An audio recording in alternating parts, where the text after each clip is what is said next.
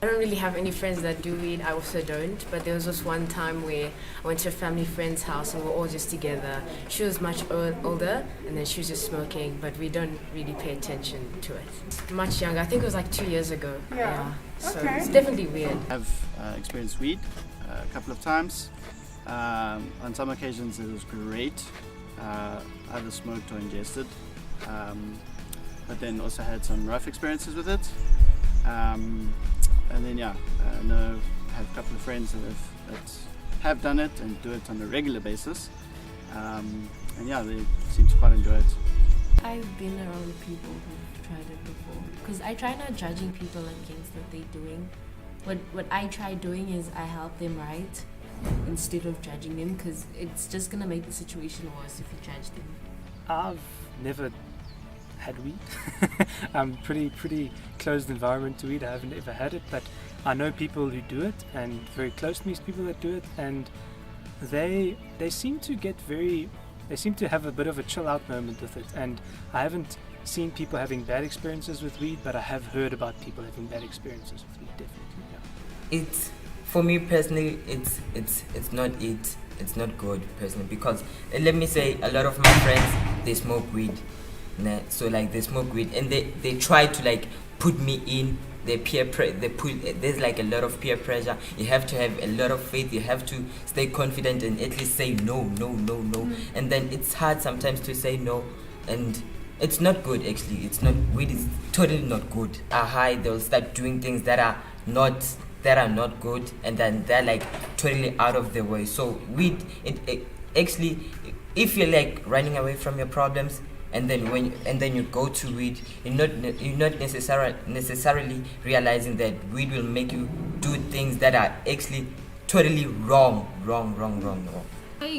I've experienced weed probably like I'm not a regular smoker, but probably two times a year I would say I smoke weed. I mean, the times I smoked weed, it's when you start getting into high, it's great, but then you sort of want to start to get off it and you can't, which is what annoys me about it. And that's why I don't really partake in it a lot, because you don't have much control when you're in a high, and therefore you have to wait for the high to just come down, and then you'll be out of it. But the fact that I like to be in control just makes me not want to do a lot of weed. Good evening, everyone, and once again, welcome to Hot Topics. We're really excited to have you joining us as we wrap up our How Far is Too Far series. It's been an interesting journey, and we sincerely hope that you've enjoyed it as much as we have. But before we stop the series, before we finish the series, we actually have another conversation tonight, and that is on the topic of weed. And so we are quite excited to be speaking about this. Weed, cannabis, sometimes called marijuana, so there's lots of different names for it. Matekwana, That one as well. My name is Ilza, and I'm one of your hosts for tonight. And then we've got my co-host, Hloni, over here. And we've got some exciting guests lined up for you tonight. So I'm going to ask them just to quickly introduce themselves to us. Okay, thank you so much. My name is Simpiwe Mthembu. I'm serving at Kempton Park Methodist Church, but also I serve as a Connectional Youth Director and Children in our connection, the Methodist Church of Southern Africa. Yes, and I'm quite excited to be here and looking forward to discuss with you this quite interesting topic this evening. Thank you. Dr. Christine Nadler. I'm a senior lecturer at UNISA, and I'm a clinical psychologist. Thank you so much. Thank you. We're really excited to have you on our panel tonight as we kind of try and tackle and explore this wild and unexplored topic often, I think. So as we kick off the conversation tonight, I would like to start with a statement that I've often heard people make around weed, if we're comfortable calling it that, or cannabis. So often people refer to it and they say it's a gateway drug. And I'd love for us to, from our different professional opinions, just to unpack what does that mean, why is it often called that? And some people even say that they disagree with the statement. What is it about this statement and this substance that causes people to disagree so vastly on it?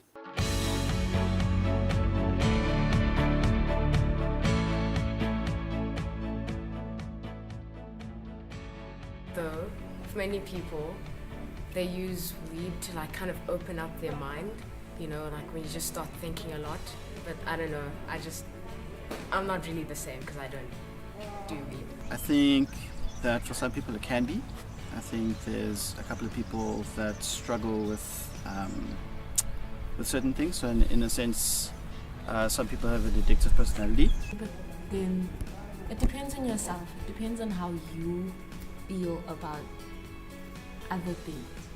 If you feel that if you try weed for the first time and you feel that, okay, this is too light for me, I need to try something heavier, it depends on you.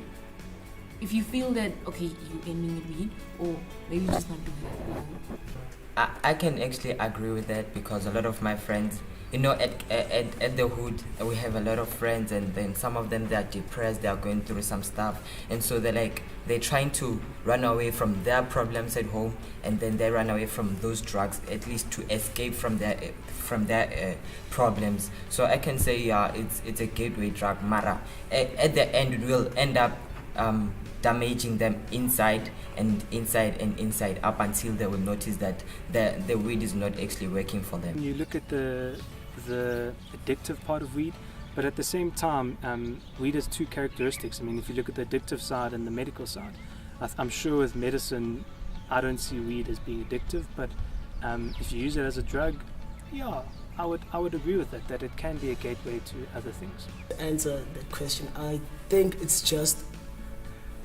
a sorry excuse to say, let's do drugs, in other words. Because I feel like that's not the only way you could get out of your problem, since they say it's a gateway drug, because it sort of helps you to escape, so to speak. I haven't ever done it before, so I don't know. But people that I know of, I actually have friends who smoke. So they say it helps you unwind and relax, and it helps you forget about the world's problems. But I wouldn't really recommend it. Yeah, I think it's true actually, because obviously the more you do it is the more it's obviously going to embed itself within your system, obviously. And so while doing it, you try to find something much more stronger, since obviously its effects will be less induced, isn't it? So you'll try to get something much more stronger, something much more potent. So yeah. Having had experience with weed myself, it does allow you to think and go to spaces that you probably wouldn't have done naturally yourself.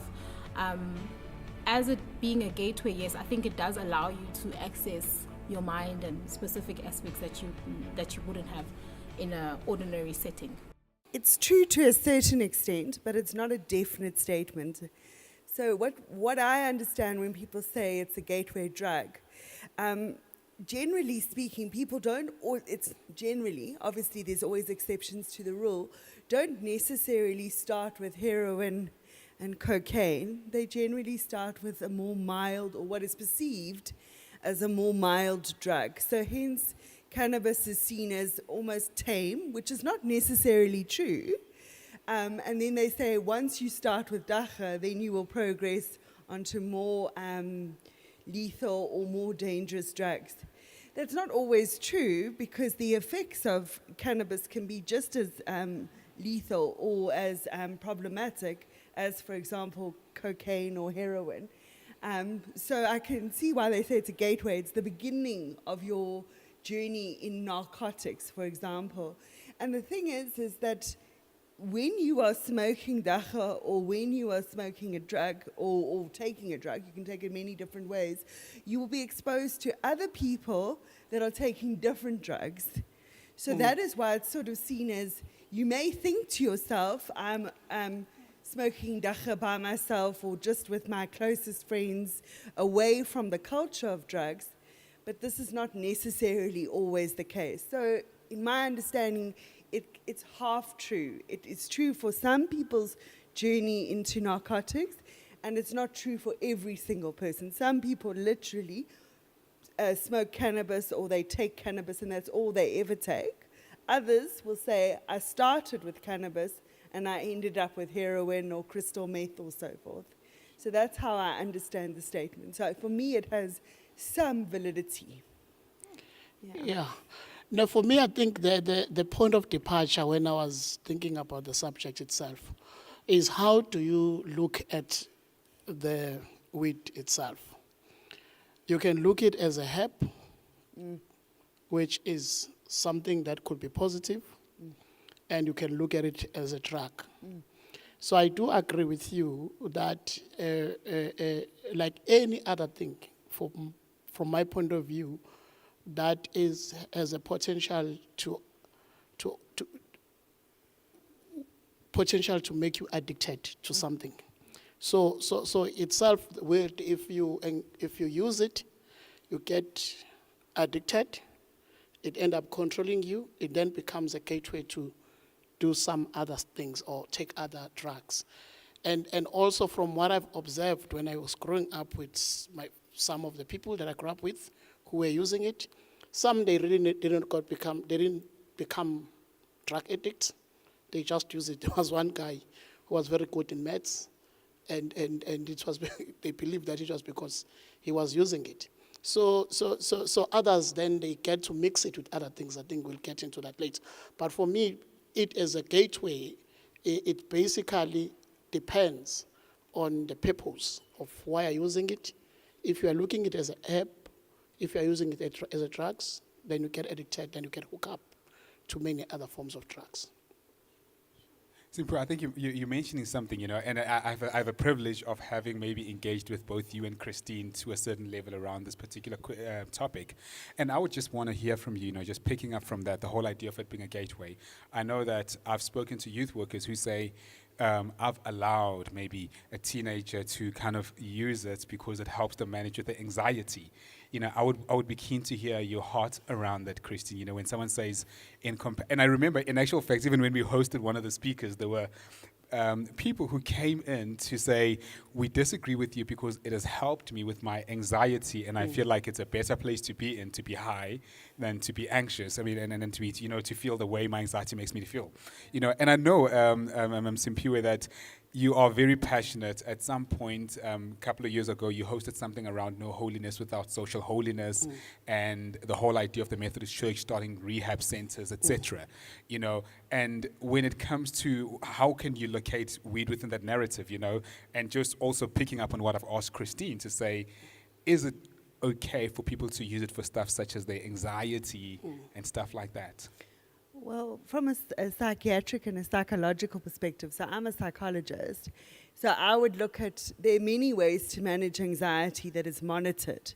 And when I hear people saying that they want to use cannabis or dacha and it reduces their anxiety, my major concern is that it's not monitored.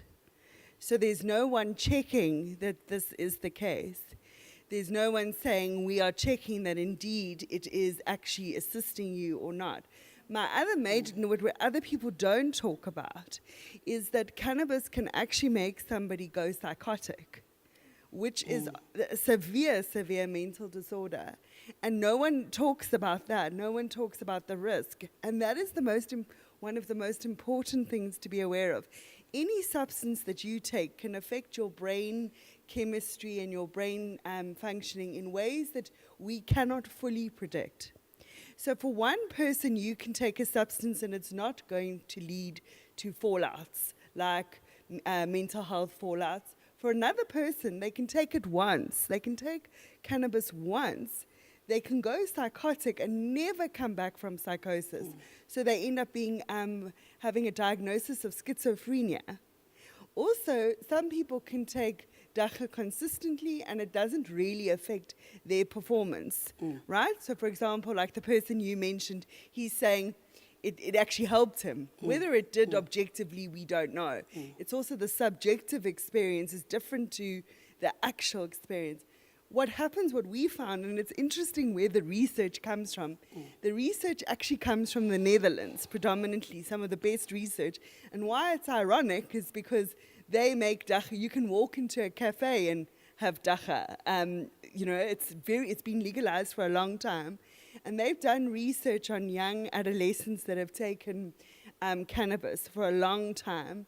So they start, let's say, for example, at 15, and they're smoking dacha. And by the time they reach their young adulthood, they are not functioning in society. And the way that we understand that psychologically, particularly with cannabis, is what they call the amotivational syndrome, which means that the person loses the motivation to do normal tasks that are expected of them. For example, go to class, go to work. And this you don't pick up when they're 15, you pick it up when they're 20. So what happens is there's long-term effects to using cannabis. So there's, for example, cognitive difficulties, thinking difficulties, executive difficulties. They're not managing their life. They're not planning. They're not organizing. They're not goal-directed. So in other words, they're not normal functioning members of society. And that is underreported. So people are only picking it up 5 years into the use of cannabis, that this, for example, this young man isn't performing like his peers. He hasn't got a job, or he hasn't gone to university, or he dropped out in his first year of university because he was spending each day actually smoking cannabis by himself, isolated, withdrawn. And it doesn't start out that way, but it ends up that way.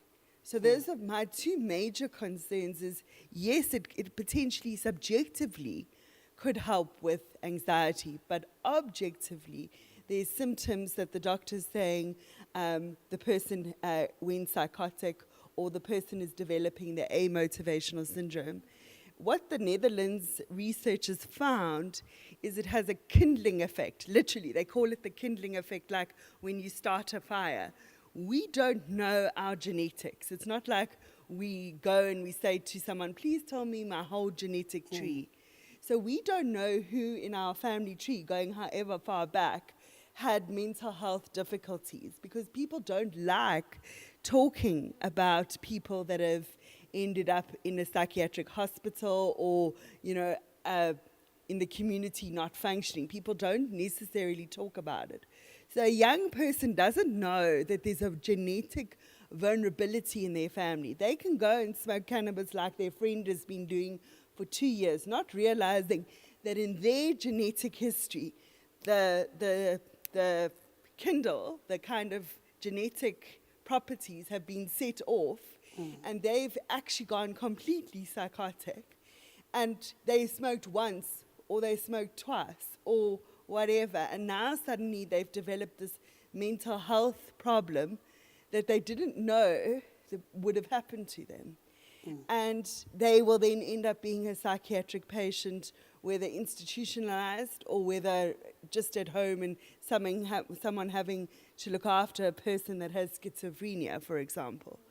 So that's the concern, and that is why, I'll be honest with you, I'm completely against cannabis being legalized, because my major concern is nobody knows in detail the mental health difficulties that people can have, and they are underreported. So even when I talk to teenagers about their cannabis use, and I said, has somebody explained to you that you can go psychotic, or that you don't know your genetic history? They say nobody's ever told them that cannabis can cause psychosis, or it can cause severe mood disorders and that kind of thing. So that's why, for me, it's quite clear that it's actually dangerous, because it's completely unmonitored. Yeah. Yes. For me, I think the part that I would want to engage on is the issue of society. The theme that Sean is referring to, there is no holiness but social holiness.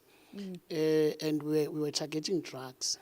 But I must be honest that in trying to read before this conversation, really weed, it's not 100% fit in the category of drugs that are really destroying our society. I do accept the notion that it does have potential, depending on the usage of it. As you are saying that you can start using it not knowing your genetic history and all that. So it becomes then difficult to really tell a person who you say he's got an issue of anxiety, to say don't use it. because, as she has said, there's no really scientific proof of the end results of it all, you know. But what I can say from the experience, observation, and some reading is that it is, right, a gateway, as we said earlier on, but also most of the time they don't use it by itself. They put they mix with cocaine, sometimes they mix it with Mendrax, whatever, even nyawupe, what we call nyawupe today, it's mixed with it. So you find that the people who are using it, sometimes they are not only using it most of the time, because obviously they want to reach a certain level, high level of being drugged, you know. So you find that they don't only use it. For me, that's the problem. If it's going to be out in the street, what it's going to be used with? That is my other problem, because also there are things. I think now with what we umhlonyana, the weed in rural areas, it just grows, and it's used for other things, not being smoked. Others, they boil it, they drink it for certain illnesses, you know. And it is, as I've said, if you look at it either as a drug, but you can also look at it as also a herb that is really intended to heal, you know, people. So then itself as dacha itself, or wheat itself, it's very difficult to just pick it and say this is the drug that can destroy society. But because of the desperation of the society, of young people, of many other social issues, because for me, most of these things and most of this situation in which we experience with people who are addicted in drugs is because of societal issues. And we know how does that affect from the child when they are born, if they are not groomed properly, if they've got that void in their lives, not cared for. We know how broken families are and all those. So they want anything that will take them out of their current pain, emotions, struggles, poverty that they are currently experiencing. So for me, I'm not condoning it, but I'm trying to say that the society which is engaged, particular young people who are engaged in drugs, that society is doomed.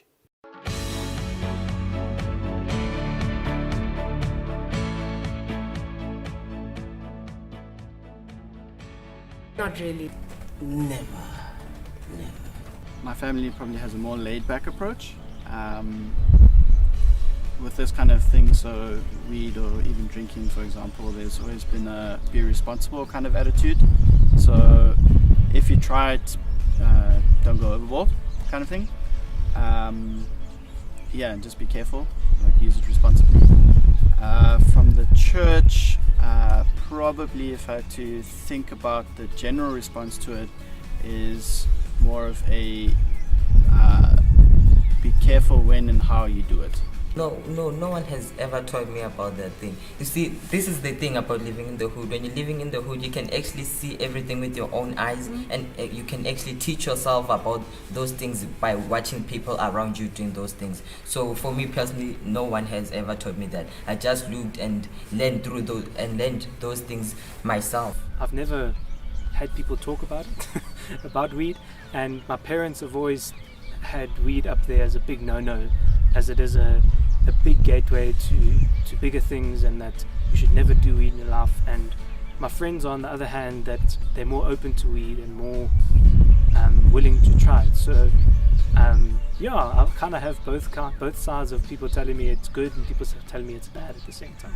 I have never received teachings about weed, but my grandfather had a weed garden, and so he used to tell us about the weed itself and why he grows it and how it grows. And in actual fact, I learned through him that, because he used to then start to sing and mellow down and just be a nice person when he was on weed. So that's as much education that I have on weed. There's something that both of you touched on, and that is Christine, you touched on the legalization of it. And I want to come back to that in just a second. And you spoke about the societal effects of it. But something we picked up when we were doing the street interviews is often when we asked people, have you ever been taught about this issue? Most people said no. Those that said yes said, yeah, I was taught it's illegal and it's wrong. But there was never any reason given to why it is wrong or why I shouldn't do it or what it could do to me beyond it's illegal. So in September 2018, it becomes legal for someone to grow it at home for personal consumption. And so now we have the legal factor out the window within certain circumstances. And then we now also have a generation that no longer accepts the binary stance of it's wrong, don't do it.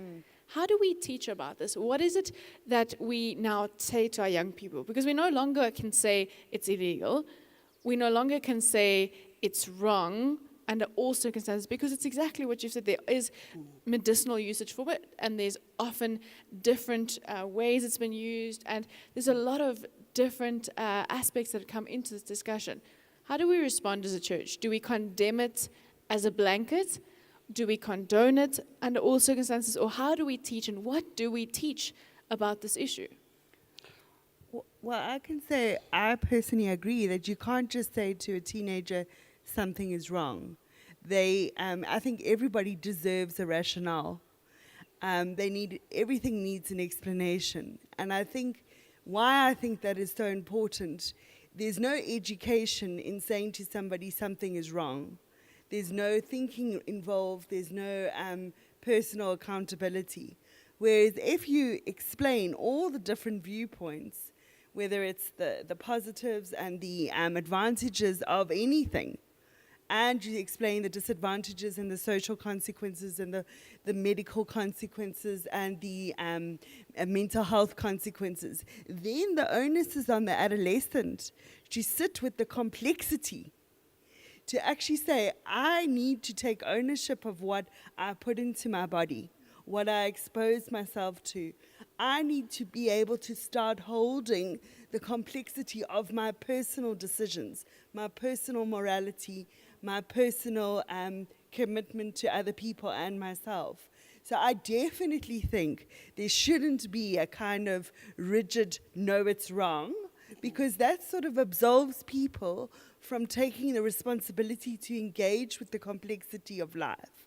So if I had my way, which obviously I don't because it's not the case, I would say that adolescents should be taught this. Alongside, we have sex education in schools. I think there should be education on mental health issues, drugs, medicinal properties of each drug, because even the narcotics that are illegal, so for example, heroin, for example, cocaine, all of them actually started off as medicine. So if you go Western medicine, so if you go back in time, it would have been opium and it would have been used to solve problems. Freud himself took cocaine medicinally, only then to realize later that in actual fact it's got other negative fallouts. So this is the thing that the teenagers and people do not know, that there's all drugs which are now called narcotics, which are illegal because of the negative fallouts, the very severe negative fallouts, originally were used and discovered for medicinal purposes. Only then over time to realize, hold on a second, with the positive outcomes comes very real negative outcomes, hence the monitoring of morphine even. Even some of our psychiatric drugs that the psychiatrists prescribe have different levels of availability. So you got Schedule 1 or Schedule 2 and so forth, because it's monitored. So when we talk about people becoming addicted, people can become addicted to legal drugs as well. So for example, sleeping tablets can be just as dangerous as, for example, cannabis. So this is the kind of thing that I feel that adolescents need to be exposed to. So it should be in our curriculum, properly explained, alongside contraception and alongside pregnancy risks, alongside sexually transmitted diseases, and it's not. I think there should be a lack of stigmatization of psychiatric difficulties so that people can come into contact with people that innocently thought, oh, this is part of fun, and me being a teenager and me experimenting and me transgressing some of the rigidity that I feel that I'm in, only to realize later that it actually wrecked their future. So these kind of engagements with people that have unfortunately encountered the real negative consequences of cannabis or any drug, that kind of exposure would be important. I remember when I was at school, a drug addict or a former drug addict came to the school to explain this is how it started out. So this is why these forums, even this forum, is so important, because it's not saying no for the sake of saying no. It's saying, are you aware of the outcomes? So I think that that's quite important.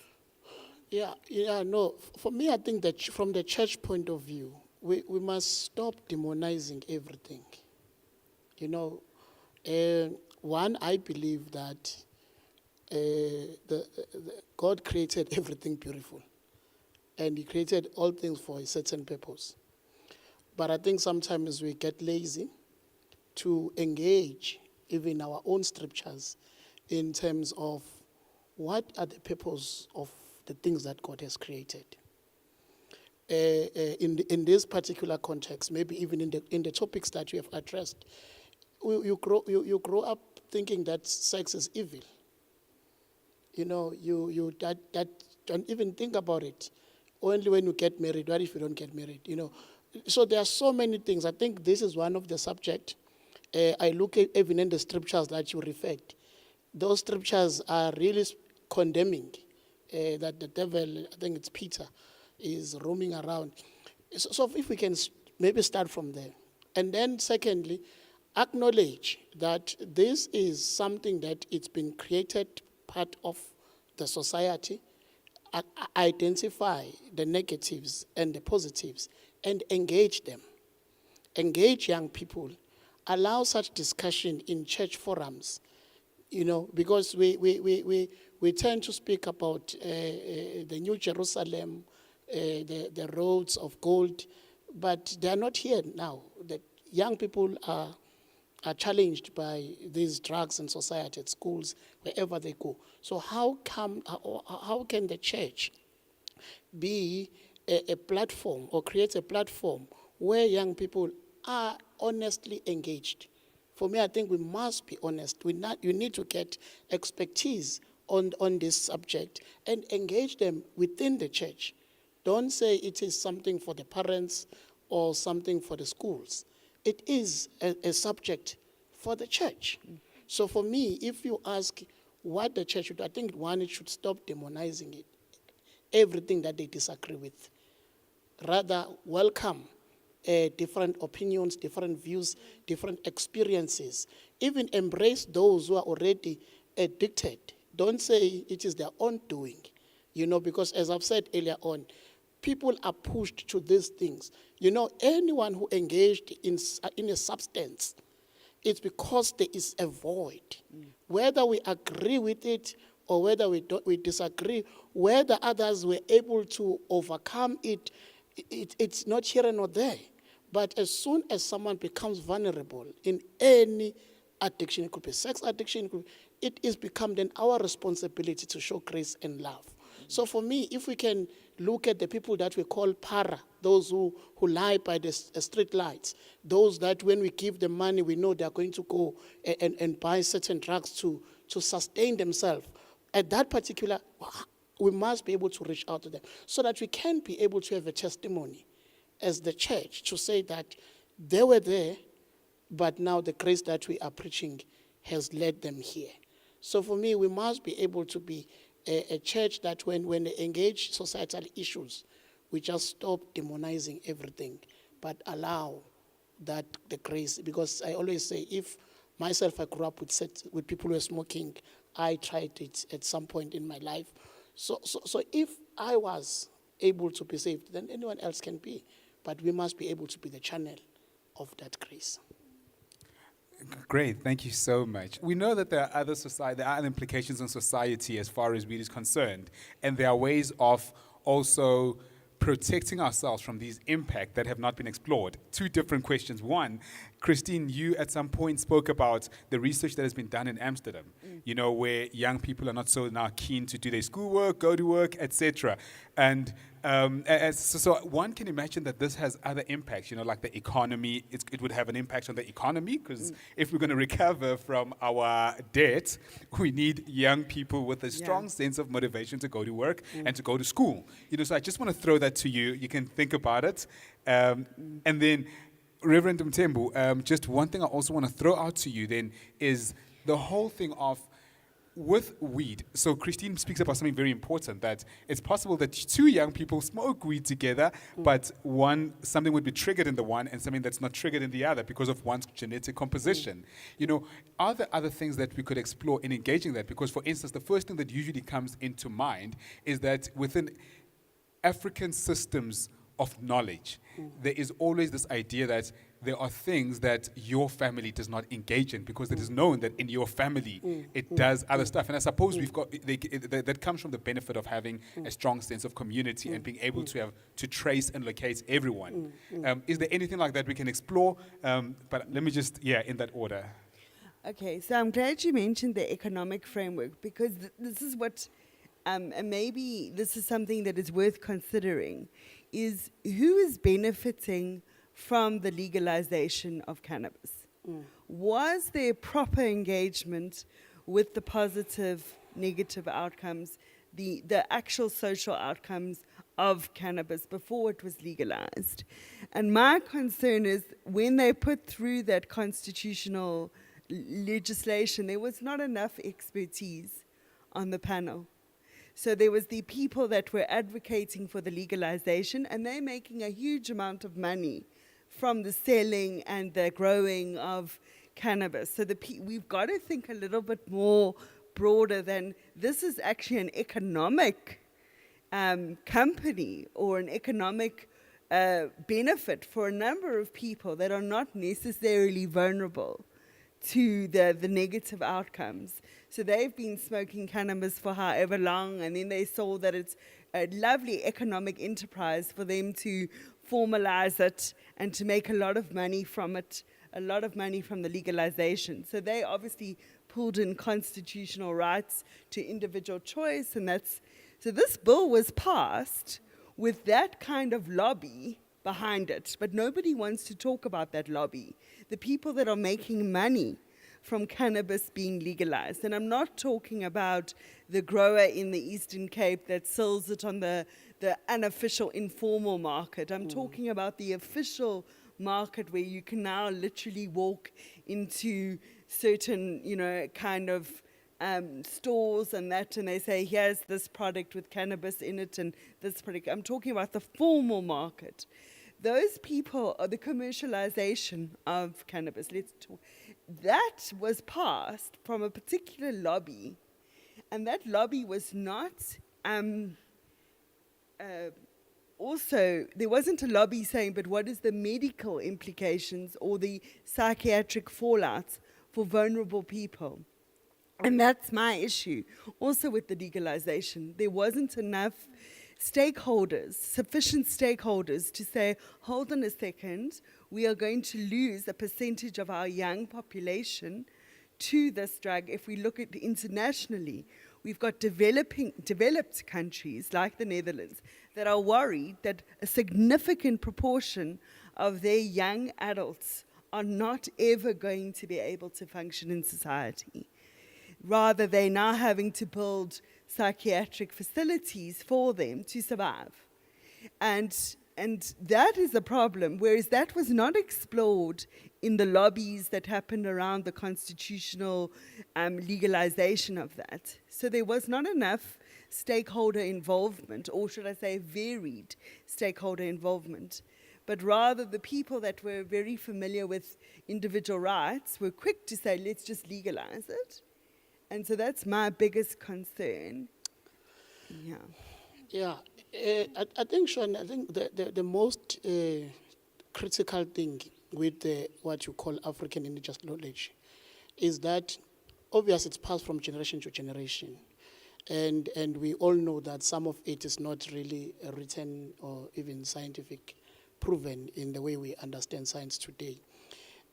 So it is very difficult to know. Our grandparents in the olden days, they will die without being even diagnosed what exactly killed them. It could be witchcraft, it could be many things that it was happening in that particular community. But as I've said right from the beginning, that from the African perspective, when you look at cannabis, dagga, and whatever you call it, it is not just a drug. I want to emphasize that it is not just smoked. It's when you have certain flus. You boil it with water, you drink it. You don't get hallucination or something like that. So from that perspective, and also from the biblical perspective, I'll make an example with aloe. Aloe is very critical for Africans. Every home must have aloe. Now you are buying it. It's very expensive. You buy water now for about 30 rand, something that you could have just got it from your garden, boil it. So there are things that I think we need as the society, particularly those who are doing research, to be kind of consistent in discovering some of the things that are happening in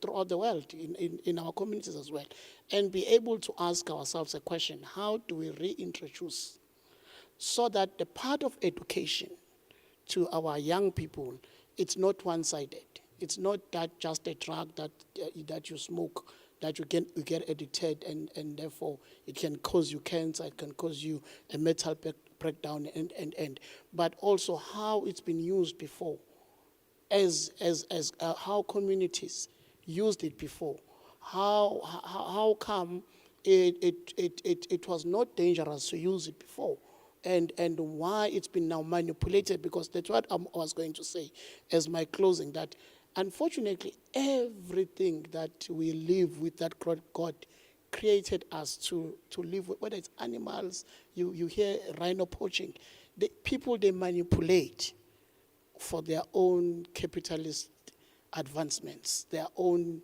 financial advancements. So what the doc is saying is that if the debate is going to be about money, we are not going to win, because clearly anything that is pushed from the financial advancement point of view, it get passed, because as she's saying that there are people who are gaining out of it. So we need, as a society, from my point of view, if we talk about Ubuntu, if we talk about African regeneration, if we talk about Ubele Masiswen, going back to our roots, we need to discover all these plans, all these things that we are blessed with, and ask the question, what is their designed purpose of creation? And stop manipulating nature in order to fit in our own selfish desires. Thank you. You've given us a lot to think about, both of you. So thank you very much for joining us. Then we will be wrapping up this episode. So thank you so much, everyone, for joining us. We've really enjoyed this conversation. We have learned a lot. I think you've highlighted different aspects for us that I've never thought about. And I think some of our youth may benefit greatly, and a lot of our people watching from home. And so thank you, everyone, for joining us for tonight, and also for joining us for this series. We hope it's been a great series for you as we've explored how far is too far. And so we wish you all the best for this week. And please don't forget to join us for our Tuesday chat Bible study this coming week, Tuesday at 7:30. We'll see you there.